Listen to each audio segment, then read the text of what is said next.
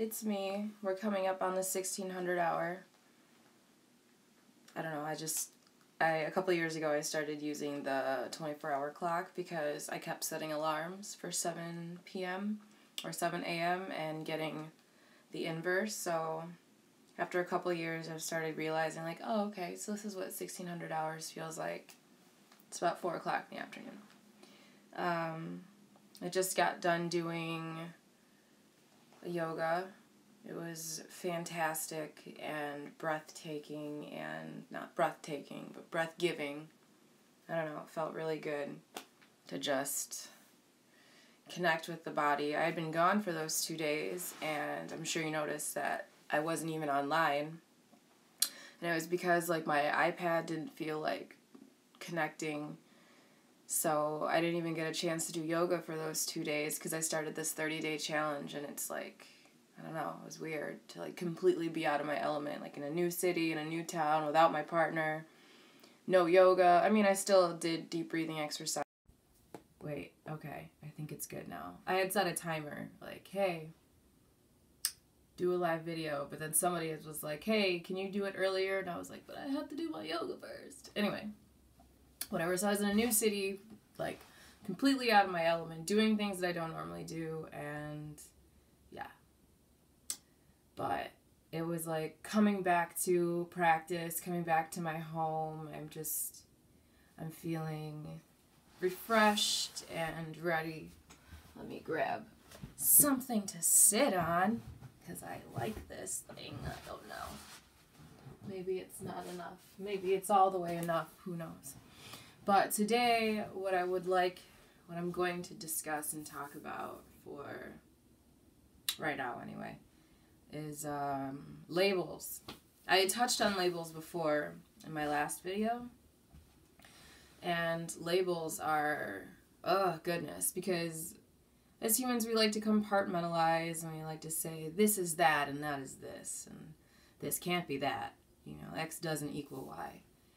But when we can't measure up to these perfect standards of, well, this is what it is. And if I say, like what I was talking about when I was gay, oh, what does that even mean? I still like women. It's just I find myself currently in a relationship with a male, and I love it. It's a great relationship, and I plan on being in it for the next foreseeable future. But, you know, just call myself gay, it's like, oh, well, then I'm lying. What am I doing? You know, I can't call myself this. Or like vegan. Everybody says, vegans. I don't even like calling myself vegan. Not even because I don't eat plant-based, but because of the stigma that surrounds vegan. Everyone says, vegan. I'm a vegan. Like, gah! Goodness gracious. I don't know, I would rather, and when we talk about it, when we compartmentalize it, then that means that this is separate from all of this, from everything that is. And so we don't call people that consume animal products, what is the word? Carnists. We don't call them carnists, they consume animal products. Like, they don't have a word. And because they don't have a word, that is what it is. And that's why, like, oh, well, you're vegan? That's totally against the norm. No, I eat a plant-based diet because I'm working toward making it to where, like, the plant-based diet is what it is. And so the more, or like when we talk about Black History Month, oh, I cannot stand Black History Month. You want to know why? Because that means that the rest of the month, or the rest of the year, you don't have to pay attention to Black History Month or anything like that, or Black History. But Black history is everybody's history, because last time I checked, I'm human, and, like, if you're watching this, I'm guessing you're also human. I don't see many goldfish or orangutans or gorillas watching this, so just being human, I don't know, makes it our human history. That's just me. There's another one coming up too, Earth Day. Oh no, Earth Day! And I mean, great, you know, celebrate the earth and whatnot, but I find it's more important to celebrate the earth every day. And so I feel like by doing little things, like, yes, eating plant-based is my way of celebrating the earth each day. And I have many plants that this is Phil here.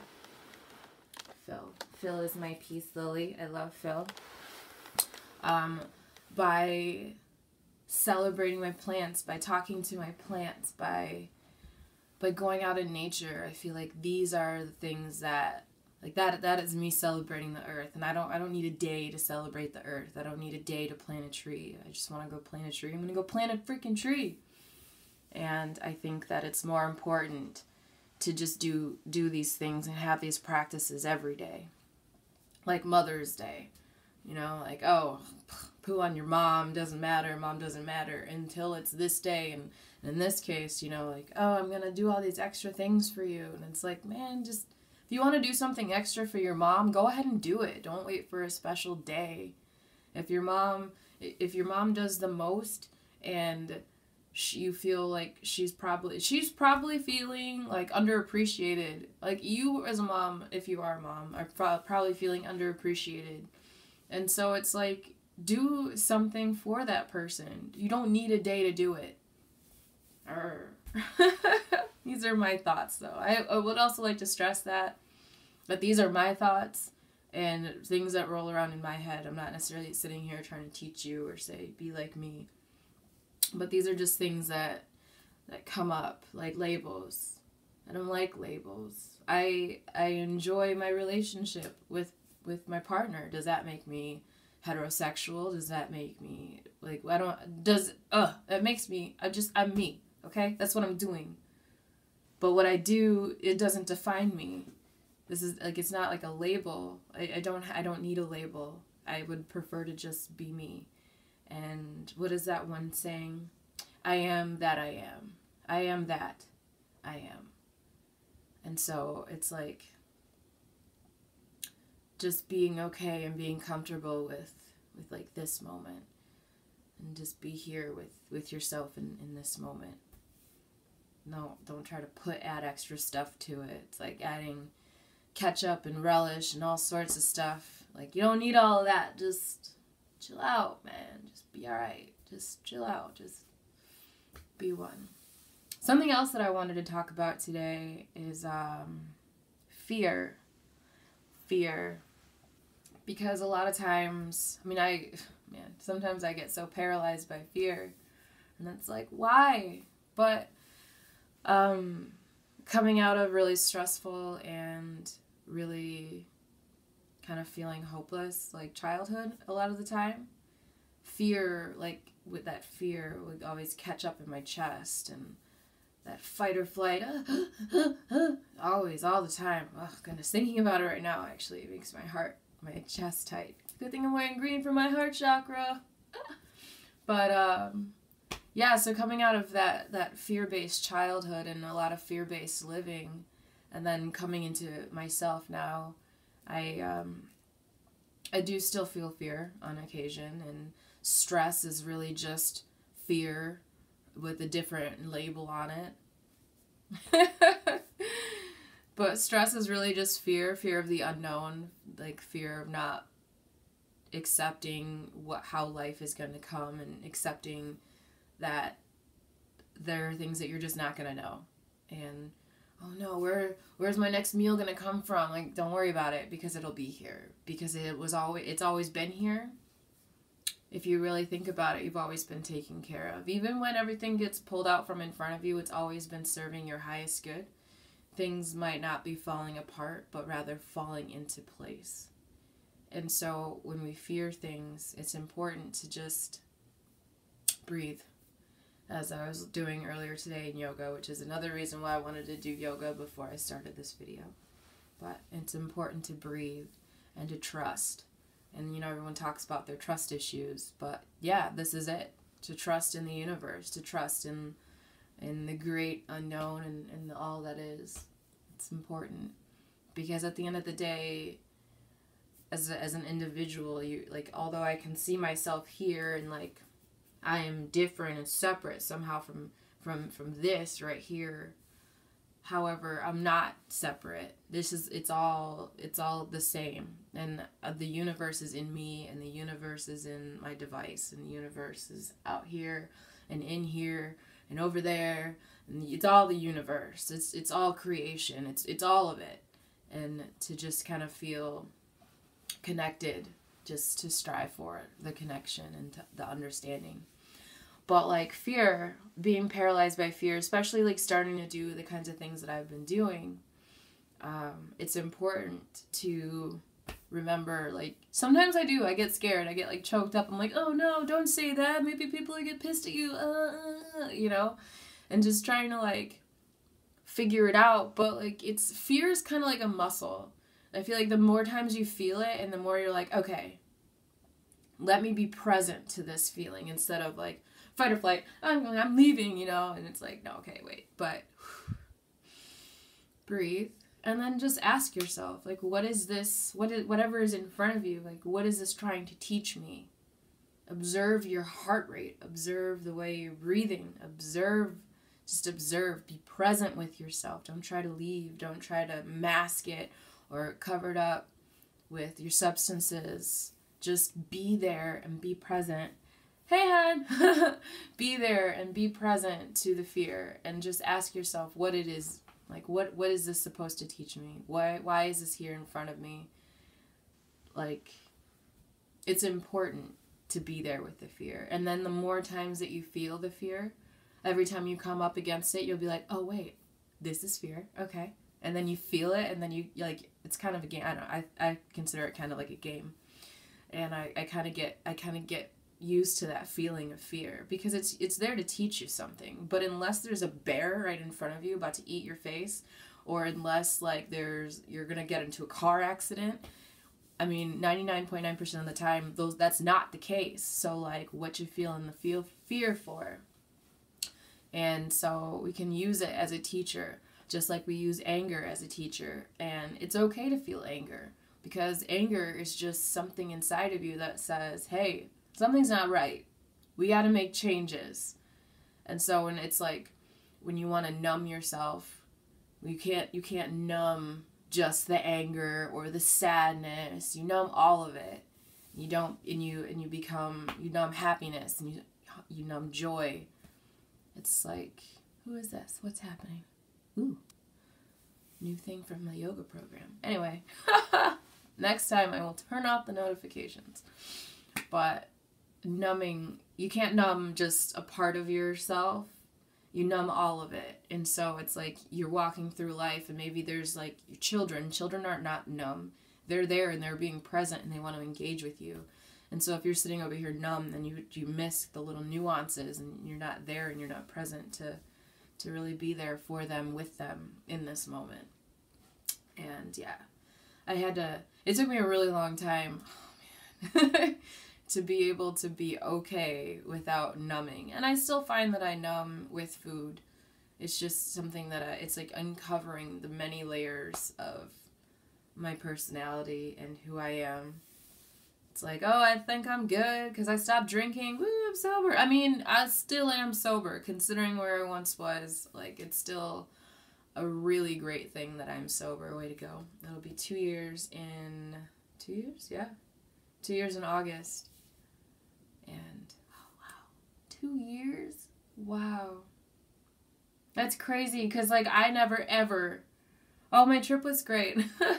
I mean, it was great. I went to a funeral, but... Yeah, but I really never ever thought or imagined that I would be sober and like it. Wow.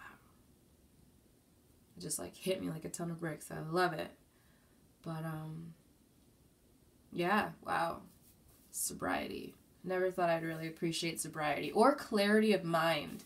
I just got to the point in my life when I just wanted to not run away, and I wanted to just be here and be present. I told my inner child I had read a book. It was Mirror Work by oh my gosh, Louise Hay. Got it. Mirror Work by Louise Hay, and it's a 21-day program, and you just look into the mirror and you kind of talk to yourself. You don't really talk to yourself, but there's affirmations that you say to yourself in the mirror, like, I love you. I really love you.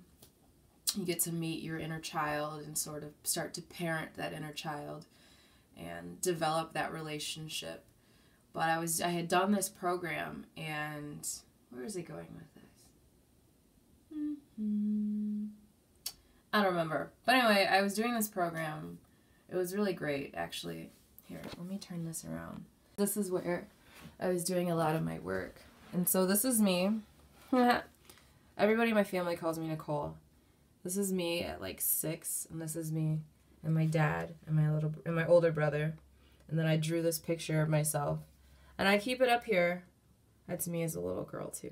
But I keep it up here with my mirror so that I can, like, as I do work and things, I'm reminded that I'm parenting this little part inside of me.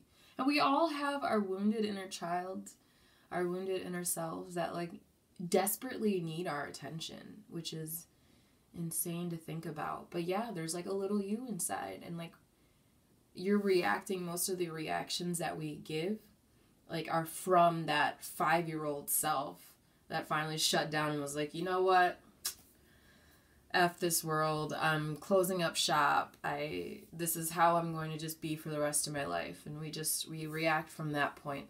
And so getting back to that part of ourselves where we stop, or where we like are reacting from, and then just like taking that part of us and like hugging it and saying, I love you, and doing things like, oh my goodness, I was outside running around like, like just screaming with my son. I was like, I'll race you to the playground, and we would just run and just like full on run with the wind in your hair, get like mud on your shoes, jump in a puddle. Oh my God, it felt so good. I'm in my 30s now, and I can honestly tell you that, man, it felt amazing to just run and skip and play, to just play and to just be and to just allow myself. I think in the allowing is what helps. But otherwise, like, you kind of get stuck and you start parenting yourself, like, don't do that in your head, and you tell yourself, don't do that, don't be like that, shut up, sit down, don't say anything.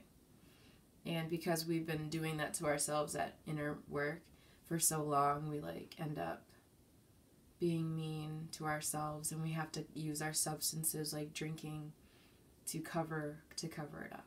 But that's okay. Anyway, so what did I talk about today? I spoke about labels. Oh my goodness. And like the guilt that comes when we cannot fulfill ourselves in these labels drives me. Oh, hi darling. I was talking about labels and guilt, because you know, being, oh, you're so darling, I love you. My partner just hopped on, even though I'm going to get off here in a couple of minutes. I love you. I love you. I think you're beautiful. I did talk about you too, because what was I doing?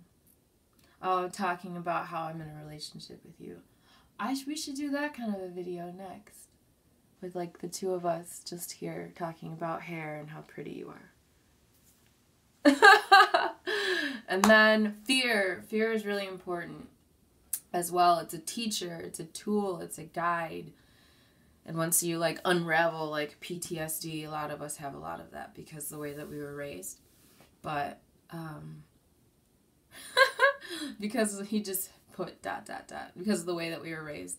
But if we look at fear as a teacher and understand that stress is really just fear with a different mask on, and then we can really, and to exercise our fear muscle. That's what I was going to say. Exercise the fear muscle, because like every day do like 6 things that you're terrified of doing. Like speaking out, doing a live video. Hey you. Speaking out, doing a live video, really just going above and beyond, doing something different every single day. Because once you start working that fear muscle, like it gets easier and it gets easier and it gets easier, and sooner or later you'll just be like, I'm amazing. Because if you really think about it, I've been watching and reading a lot of the what is it called? Paying attention to a lot of millionaires and a lot of really successful people, or people that I think, in my opinion, that are successful. And they all say that they feel fear. Everybody feels fear. But what's the difference between them and everybody else? And it's that they do it anyway. And somehow throughout all of this fear and throughout all the naysayers and everything like that, they still do it. And they still commit and they still show up every day, and no matter what. And I think that that should be applauded, and we need to, and it's important to think about that, and to still show up, and to still do things that we're afraid of, and to still be ourselves, and to do those kinds of things. But let's see here. This video has gone on for about 20 minutes. So I'm going to turn it off. But thank you for joining me, the 3 people that did. It was very nice. Very nice to see you. And these are my thoughts, just random things that go around in my head. And so if you want to just remember that they're my thoughts, and it's okay if you disagree with them, and it's okay if you think that they're weird. And I don't think that they're weird. Maybe I do. I don't know. But anyway, I hope you have a really wonderful day. I love you, and take care. Mwah! Okay, so then you hit end, and then you go end live video.